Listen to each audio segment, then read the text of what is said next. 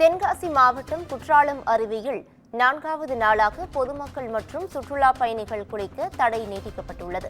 இதுகுறித்தான கூடுதல் விவரங்களோடு எமது செய்தியாளர் விமலவேலன் இணைகிறார். விமலவேலன், வணக்கம். இது பற்றிய விவரங்களை பதிவு பண்ணலாம். வணக்கம் பவித்ரா. தென்னகத்தின் ஸ்பா மற்றும் ஏழைகளின் ஊற்றி என்று அழைக்கப்படும் தென்காசி மாவட்டம் குற்றாலம் அருவியில் உள்ள சுற்றி பகுதியில் உள்ள மேற்கு தொடர்ச்சி மலைப்பகுதிகளில் தொடர்ந்து செய்த கனமழையின் காரணமாக கடந்த 3 நாட்களாக குற்றாலத்தில் உள்ள மெயின் அருவி, 5 அருவி, பழைய குற்றாலம் என அனைத்து அருவிகளிலும் நீர்வரத்து அதிகரித்து காணப்பட்டதால முன்னெச்சரிக்கை நடவடிக்கையாக சுற்றுலா பயணிகள் குளிப்பதற்கு தடை விதிக்கப்பட்டிருந்தது.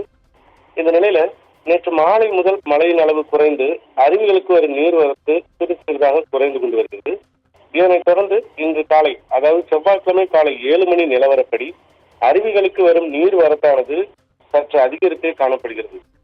எனவே குற்றாலத்தில் உள்ள மெயின் அருவி, 5 அருவி, பழைய குற்றாலம் உள்ளிட்ட அனைத்து அருவிகளிலும் இன்றுடன் தொடர்ந்து 4வது நாளாக சுற்றுலா பயணிகள் குளிக்க தடை தொடர்ந்து கொண்டிருக்கிறது. மேலும் தற்போது மழையின் அளவு குறைந்து அருவிகளுக்கு வரும் நீர் வரத்தானது சீராக தொடங்கி இருக்கும் காரணத்தினால் இதே நிலை தொடர்ந்தால் இன்று மதிய வேளை முதல் பொதுமக்கள் குளிப்பதற்கு அனுமதி வழங்கப்படலாம் எனவும் காவல்துறை சார்பில் தற்போது தெரிவிக்கப்பட்டிருக்கிறது. பவித்ரா, கூடுதல் விவரங்களுக்கு நன்றி விமலவேலன்.